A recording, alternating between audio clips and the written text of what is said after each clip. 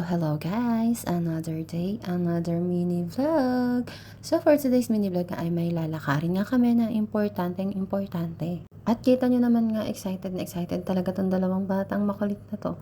At nandito na nga kami sa sasakyan, pumasok na nga si Zion at ito naman si Kelkel. At super tuwang-tuwa na naman nga talaga tong si Kelkel dahil nga makakagala na naman siya. Hindi nga lang po pala kami ang aalis, kasama din namin si Mama, si Uncle, si Darwin, si Lai, si Charles. Ayan, kasama na naman kaming lahat.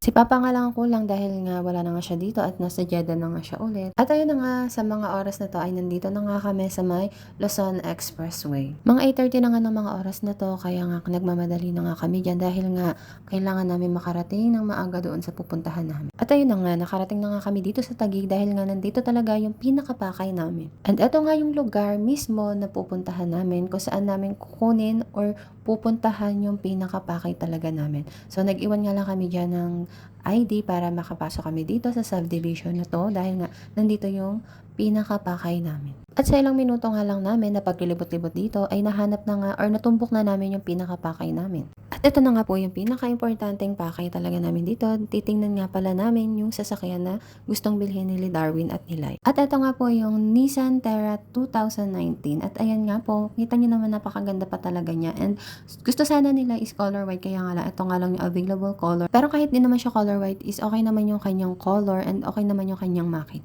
At ayun nga, habang nag-inspect nga dyan sila Carlo ng sasakyan, is ito nga yung dalawang batang pasaway ay nasa gilid nga nag-iintay. Sa pagbili nga ng mga second hand na gamit or kahit ano pa yan is kailangan talaga suriin lahat para walang pagsisisi sa huli. At ayun na nga, itong dalawa enjoy na enjoy sa mga laruan ng anak ng seller ng sasakyan na binibili nila Lai. At good deal na nga lahat, ay umalis na nga kami nung okay na lahat ng papel, yung okay na lahat ng nagbabayaran na nga, ay eto nga pumunta na nga kami sa McKinley Hill. Matagal-tagal nga din nung naging usapan doon, kaya naman ito, mga person nagutom na at nagpunta na nga kami dito sa Venice Grand Canal Mall para dito na nga kami mag-lunch. Nakailang balik na nga rin pala ako dito pero manghang-mangha pa rin nga talaga ako sa ganda talaga nitong Venice Grand Canal Mall na to.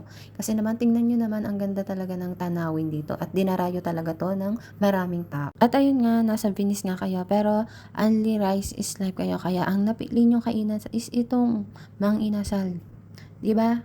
Ang saya, no? Nagpunta pa kayo ng Venice para lang kumain ng Mang Inasal.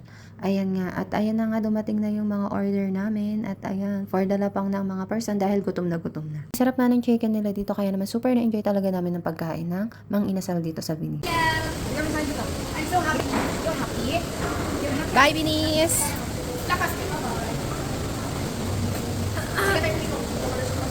At bumaba nga kami dyan para nga bayaran yung parking fee ng aming parking ticket. At after nga namin magbayad nan is lumabas na nga din agad kami at pumunta kami dito sa may elevator para nga pumunta doon sa parking area. Mabilis lang din naman at nakalabas na din nga agad kami ng elevator. At eto nga, naglakad na kami papunta doon sa parking kung saan nakapark yung sasakyan ni Darwin at nila, pati yung Fortuner. Nagbiyahe na nga agad kami dyan at eto nga, fast forward, nandito na nga agad kami sa Calamba dahil nga nakatulog ang babae habang nasa biyahe. Kaya hindi na nga ako nakapag-video ng pauwi namin dito. At eto, yung nagising ako, nandito na lang kami sa may Calamba Crossing. At ayan, super fast forward, nandito na kami sa Aztec at sumakay na kami sa sasakyan nila Darwin papunta doon sa kanilang bahay.